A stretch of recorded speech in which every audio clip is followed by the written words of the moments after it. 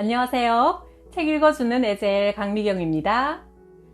서울대 치대 출신의 치과의사 배남준 장로님이 증언하는 신비로운 천국 이야기, 과학 속에서 만난 하나님을 한번 만나보세요. 2003년 2월 소망교회 수양관에서 3일간 군 선교회 수련회에 참석했다. 둘째 날 강사로 사랑의 교회 음악 담당 박희봉 목사님이 강단에 섰다. 목사님이 이런 간증을 하셨다. 남미에 선교사로 계실 때 치아가 좋지 않아 늘 자신의 치아 건강을 위해 기도했는데 어느 날 거울로 입속을 들여다보다가 깜짝 놀랐단다. 위턱 오른쪽 어금니에 예전에 치과에서 치료받은 아말감이 놀랍게도 금으로 변해 있었다. 아말감의 주성분은 69%가 은이다. 그러니까 은이 금으로 변했다는 것이다.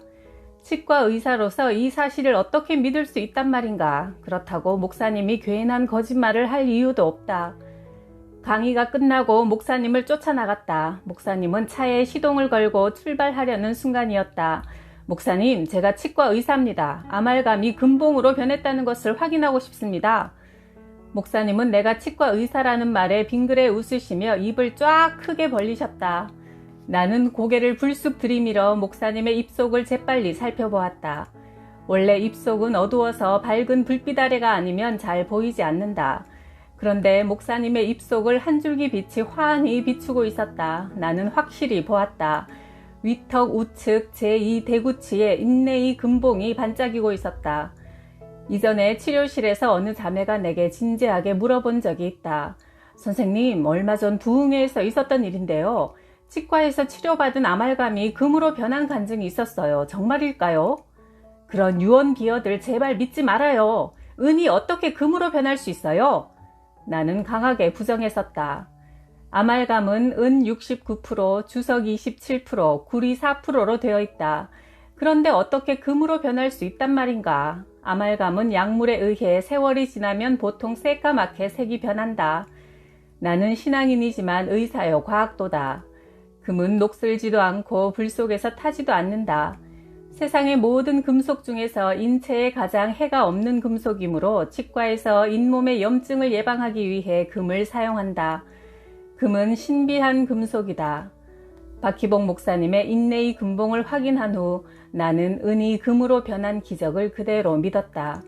그리고 태초에 하나님이 천지를 창조하시니라는 말씀은 믿으면서 그에 비해 별것도 아닌 사소한 기적을 믿지 않았던 것을 회개했다. 물로 포도주를 만드신 하나님은 필요하다면 은을 금으로 바꾸는 것쯤은 일도 아닐 것이다. 물이 포도주로 변하면 물질의 분자식이 바뀐 화학적 변화다. 마찬가지로 아말감, 은이 금으로 변한 것도 역시 화학적 변화다. 이 세상과 천국의 아름다움과 가치의 차이가 바로 물과 포도주의 차이, 은과 금의 차이가 아닐까? 예수께서 이 첫 표적을 갈릴리 가나에서 행하여 그 영광을 나타내시니 제자들이 그를 믿으니라. 요한복음 2장 11절. 나는 서울대 치과대학을 졸업하고 수도 육군병원에서 군의관 생활을 했다. 수도 육군병원 치과부의 구강외과 분야는 풍부한 현장 경험으로 서울대학보다 앞서 독보적인 경지를 개척하고 있었다. 전 후방에서 얼굴을 다치는 총기 사고 응급 환자가 자주 실려왔기 때문이다. 치과 진료부장 대령은 대통령 주치의였다. 어느 날 박정희 대통령께서 오셔서 진료를 받으셨다. 인레이 금봉을 경화하기 위해 서랍자를 입에 꽉 물고 있을 때 대통령은 무료함을 달래기 위해 한국일보를 펴들었다. 처음 시선이 닿은 곳은 향토 예비군에 관한 톱 기사였다. 대통령은 곧 정치 기사를 피하여 다른 면을 열었다.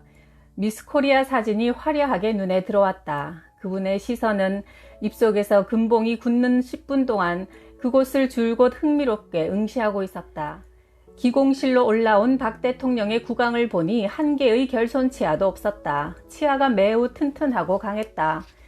박정희 대통령 하면 바늘과 실처럼 연상되는 영부인 유경수 여사를 잊을 수 없다. 육여사 저격 사건 비극의 현장에서 있었던 작은 비화를 나는 탁금선 권사님에게 전해 들었다. 탁 권사님은 1975년 어느 날 치과 진료를 받으러 오셔서 알게 되었다. 74년 8월 15일 광복절날 경축 행사가 장충동 국립극장에서 있었다. 식이 진행되고 박정희 대통령께서 경축사를 읽고 계실 때 청중 속에서 한 괴한이 앞으로 쏜살같이 달려나오며 대통령을 향해 권총을 발사했다. 박 대통령은 군인 출신답게 재빨리 강대상에 몸을 숨기고 주위의 고위 관리들조차 하나같이 혼비백산하여 자기 목숨을 보존하느라 도망가기에 바빴다. 그러나 그 소란 속에서 유일하게 유경수 여사는 품위를 잃지 않고 자신의 자세를 그대로 지키고 있었다. 그러자 이번에는 문세광의 권총이 영부인을 향해 불을 뿜었다. 그때 한 용감한 아주머니 한 분이 단상으로 뛰어올라가 쓰러진 유교사의 몸을 덮치며 끌어안았다. 이 모든 일이 순간적으로 일어났다. 이 담대한 아주머니가 바로 탁금선 권사님이었다. 권사님은 독립유공자 후손들의 모임인 광복회 일원으로 단상 가까이 자리하고 있어 유교사의 모습이 정확히 보였다. 그날따라 평소에 잘 안 입으시던 영부인의 주홍빛 한복 저고리 색깔이 유난히도 마음에 깨름칙하다고 생각하고 있던 차에 머리에 총탄을 맞은 영부인을 권사님이 치마폭에 그대로 끌어안았고 그들을 실은 승용차는 쏜살같이 서울대학병원으로 달렸다. 영부인의 머리에서 흐르는 피가 권사님의 치마를 흥건히 적시고 있었다. 탁 권사님의 허리띠로 머리를 동념했지만 피는 멈추지 않고 뿜어나왔다. 유교사의 입술이 뭔가 얘기하려고 계속 달싹거렸다. 탁 권사님은 너무나 슬프고 놀라 그냥 하염없이 울고만 있었다. 유교사의 마지막 유언이 과연 무엇이었을까? 그 소리를 듣지 못한 것을 권사님은 너무도 아쉬워하신다. 서울대학병원 응급실에서 의사가 황급히 다가와 영부인의 혈압을 재는데 도와달라는 말을 듣는 순간 권사님은 그만 기절하고 말았다. 영부인의 피에 젖어 절여진 탁 권사님의 옷은 그대로 벗겨지지가 않아 가위로 오려서 잘라내어 역사적 참극을 정은하기 위한 유물로 어딘가에 고스란히 보존되어 있다. 당시 탁 권사님은 여고생 딸과 정부의 보조연금으로 어렵게 살고 있었다. 그분의 구강 상태는 틀니를 해야 할 정도로 많은 보철 치료가 필요했다. 나는 재료비만 받고 기쁜 마음으로 치료해 드렸다. 사건 후 8.15 광복절 날이 오면 박근혜 영예가 어머니 생각에 탁 권사님을 청와대에 늘 초대하곤 했었다. 지금 탁 권사님은 수원 보훈 양로원에 계시며 늘 나라와 민족을 위해 기도에 힘쓰고 있다. 김포 운양교회 김소환 목사님께서 치료를 받으러 치과에 오셨다. 김 목사님은 미국 퓰러 신학대학교 목회학 박사시며 성결대학 교수로도 오랫동안 재직하셨고 나의 30년 된 존경하는 단골 환자다. 치료가 끝난 후 놀라운 간증을 들려주셨다. 임사체험의 얘기다. 임사체험이란 의학적으로 거의 죽음의 경지에서 영혼이 저 세상을 보고 온 경험담이다. 김소환 목사는 2006년 6월 20일 신촌 세브란스 병원에서 심장 수술을 받고 중환자실에서 4일간 혼수 상태에 빠져 있었다. 그의 영혼이 육체에서 이탈해 캄캄한 터널 속으로 한참 빨려 들어갔는데 자신의 일생에 일어났던 죄의 모든 영상이 빠르게 지나갔다. 법정에 서 있는 심정이었다. 그때 검은 망토를 입은 건장한 청년 4명이 달려들어 김 목사를 결박했다. 그들에게 대항했으나 역부족이었다. 그들은 김 목사를 모세에게 끌고 와서 살아온 과거를 저울 때에 달아보자고 했다. 김 목사는 나의 죄를 사하신 예수를 소리쳐 부르짖었다. 그때 눈부시게 찬란한 광채로 오신 주님이 그를 구원해 주셨다. 그리고 천사들과 함께 아름다운 동산에 피어있는 온갖 꽃들과 그 사이에서 노니는 동물들을 보여주셨다. 예수님은 너의 죄는 이미 사함받아 해방되었으니 평안하라. 너는 이 세상에서 나의 증인이 되라고 하시면서 성 밖으로 인도하시고 다시 보내주셨다고 한다. 서울 구로구 개봉동에서 아담한 침례교회를 목회하시는 김만성 목사님의 아내 설희구 사모님은 20년 동안 나의 오랜 단골 환자다. 사모님이 치과에 치료받으러 오셨다가 진료 도중 유체이탈의 경험을 들려주셨다.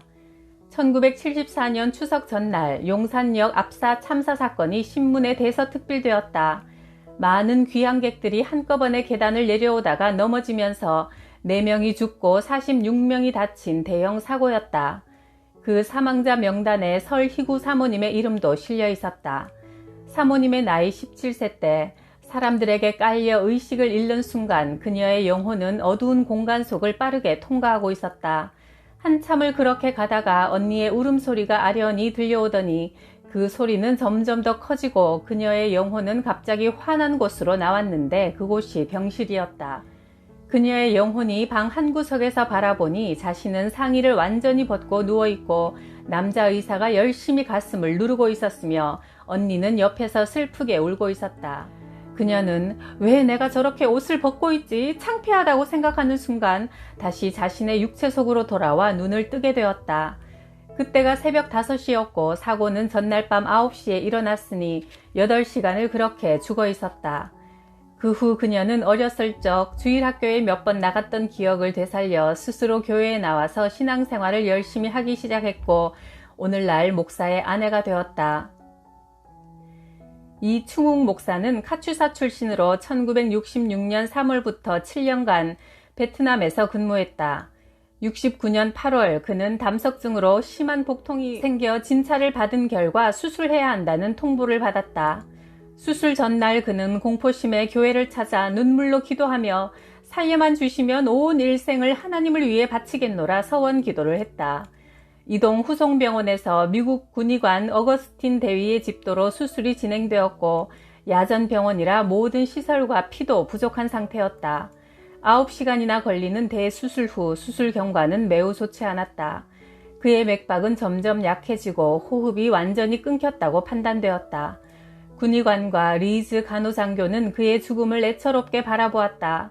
미모의 리즈 중위는 평소에 그와 농담도 자주 하며 가까이 지냈기에 유망한 한 젊은이의 죽음이 너무나 안타까웠다. 진실한 크리스찬인 그녀는 하나님께 기도하기 시작했다. 1시간이 흘렀다. 이제는 소생의 가망이 전혀 없었다. 시체는 냉동 영안실로 옮겨질 찰나였다. 리즈 간호장교의 눈물이 이 충웅의 이마 위에 똑똑 떨어졌다. 그 순간 환자는 눈을 떴고 자신의 얼굴 위에서 울고 있는 리즈 중위를 볼 수 있었다. 기적이었다. 간절한 눈물의 기도가 죽어가는 한 생명을 다시 살려놓은 것이다. 그의 영혼은 맥박이 끊어지는 순간 육체에서 빠져나와 하늘 위를 빠른 속도로 솟구치고 있었다. 그의 양쪽 옆에는 천사 같은 존재가 안내하고 있었다. 그는 밝은 빛 속으로 신속히 전진해 나갔다. 빛이 너무 밝아 감히 앞을 바라볼 수가 없었다. 아름답고 황홀한 빛 속의 여행이었다. 그는 자신이 전혀 다른 새로운 존재가 되었음을 인식하면서 세상에서 몰랐던 깊은 평안과 기쁨으로 충만해 있었다. 하늘 속에서 아름다운 음악이 들려왔다. 한참을 그렇게 나아가다가 갑자기 어두운 벽을 만나 그의 영혼이 순식간에 아래로 떨어지기 시작했다. 빠져나갔던 그의 영혼이 다시 육체 속으로 돌아오는 순간이었다. 죽음 직전에 하늘의 영광을 몸소 체험하며 다시 살아난 그는 목사가 되었다. 미국의 모리스 롤링스 박사는 심장병 전문 의사로 인공소생술의 권위자다. 그는 미국의 34대 대통령 아이젠하워의 주치의였다. 그는 죽음이란 고통이 없는 소멸이라고 생각해왔다. 그러다가 1977년 그의 환자가 심장마비로 죽어있다가 다시 살아나서는 지옥에 다녀왔다고 호소하는 이야기를 들었다. 그 후 많은 환자들이 임상적으로 죽었다가 살아난 뒤에 한결같이 죽음 뒤에 다른 삶이 있었다, 천국이 있고 지옥이 있다고 증언하자 롤링스 박사는 이에 대한 자료를 수집하며 연구하는 과정에 그의 인생관이 바뀌었고 마침내 진실한 그리스도인으로 변했다. 그리고 사후의 세계란 책을 저술하여 세계적으로 큰 화제를 불러일으켰다. 그 책 속에 나오는 어느 환자의 고백이다. 나는 내 몸에서 먼저 머리가 서서히 빠져나온 뒤 방 한 구석으로 둥둥 떠갔다. 아내가 울고 있어 내 쪽을 쳐다보게 하려고 내가 괜찮다는 것을 보여주려고 했지만 그녀는 나를 보지 못했다. 나는 나를 진료하고 있던 의사를 지나쳐 내 몸을 위에서 내려다보았다. 내 얼굴은 온통 불에 타서 화상을 입어 껍질이 벗겨져 내리고 있었다. 의사는 기계가 400까지 작동하는가 묻더니 기계에 연결된 2개의 금속판을 내 가슴에 부착했다. 나는 내 육체가 펄쩍 뛰어오르는 것을 보았다. 그때 내가 몸속에 다시 들어와 있음을 알았는데 마치 당나귀가 가슴을 걷어찬 것 같은 통증을 느꼈다. 사람이 한 번 죽는 것은 하나님이 정하신 일이요 그 후에는 심판이 있다고 히브리서 9장 27절은 말씀한다. 사람은 영과 혼과 육체로 구성되어 영은 창조주 하나님을 의식하고 혼은 자아를 의식하며 육체는 오감각을 지니고 세상을 느끼며 살게 되어 있다. 마태복음에서 예수님은 천국이란 말을 32회 언급하시고 지옥은 7회를 말씀하셨다. 그렇다면 천국의 위치는 어딜까? 뉴욕타임즈 1981년 10월 2일자 신문에 미국의 3대 천문대에서 천문학자들이 발표한 내용이 실렸다. 북쪽 하늘에는 별이 전혀 보이지 않는다. 거기에는 인간의 지식으로 도저히 이해할 수 없는 불가사의한 공간이 있다. 지름이 3억 광년이나 되는 텅 빈 상태의 공간이 존재한다. 보통 이 정도의 크기면 약 1000억 개의 별로 구성되어 있는 은하계가 2000개나 들어갈 수 있는 공간이다. 성경은 여러 구절에서 이 북쪽 하늘을 언급하고 있다. 하나님이 북쪽 하늘을 허공에 펼쳐 놓으시고 욥기 26장 7절 내가 가장 높은 하늘로 올라가겠다. 별들보다 더 높은 곳에 나의 보좌를 두고 저 멀리 북쪽 끝에 있는 산 위에 신들이 모여있는 그 산 위에 저 구름 위에 자리 잡고 앉으리라. 이사야 14장 13절 나는 하나님이 하늘을 열어 보여주신 환상을 보았다. 북쪽에서 큰 구름이 밀려오고 그 구름 둘레에서 빛나는 금과 같은 광채가 나고 그 광채 한가운데서 네 생물의 형상이 나타나니 사람의 모습과 같더라. 에스겔 1장 1절에서 5절 오늘날 일부 크리스천 과학자들은 이 우주의 빈 공간이 천국으로 통하는 길이라 믿고 있다. 예수님이 오시기 전 800여 년경 이스라엘의 능력의 예언자였던 엘리야도 죽음 없이 바로 회오리 바람 속에 하늘에서 보낸 불마차를 타고 이 길로 승천하였다. 열왕기하 2장 11절 천국을 다녀온 많은 사람들이 그들의 영혼이 실제로 지구를 벗어나 북극 위의 텅 빈 천국의 통로를 따라 하늘로 여행했다는 공통적인 간증을 하고 있다. 천국은 지구 북쪽 하늘 너머에 열린 또 하나의 새로운 고차원의 세계이며 분명한 장소임에 틀림없다. 다만 과학의 지식으로는 결코 알 수 없는 신비의 영역인 것이다. 이 아름답고 황홀한 천국으로 갈 생각을 하니까요. 죽음이 조금도 두렵지 않고 오히려 그날이 빨리 왔으면 좋겠다는 생각까지 듭니다. 우리의 죄를 대신 지고 죽었다가 다시 살아나셔서 천국 가는 길을 활짝 열어놓으신 예수 그리스도를 주인으로 모시고 모두 함께 천국 갑시다. 구독, 좋아요, 댓글로 천국을 맛보여 주셔서 감사해요.